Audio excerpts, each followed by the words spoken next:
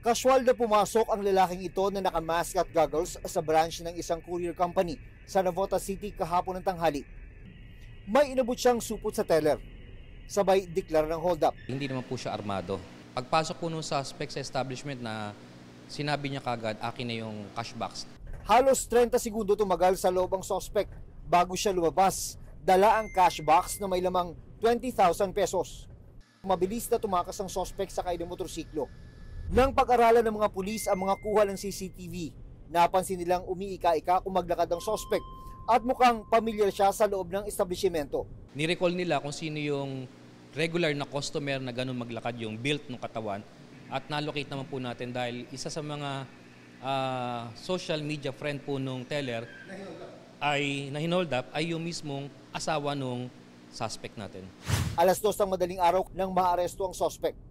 Nakuha sa kanya ang motorsiklong ginamit sa krimen, cash box at 10,000 pisong cash. Masyado ko po kasing dinibdib yung mga obligasyon parang bilang isang magulang sa bilang asawa. Tatawarin niyo po talaga ako. Hindi po ako masamang tao.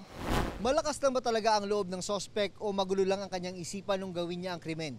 Yan din ang katanungan naglalaro sa isip ng mga pulis. Tingnan niyo naman kasi. Ito ang headquarters ng Navotas City Police Station. Ang establishmento ang kanyang hinold up, ayun lang, nasa 50 metro ang layo. Maharap ang suspect sa reklamong robbery.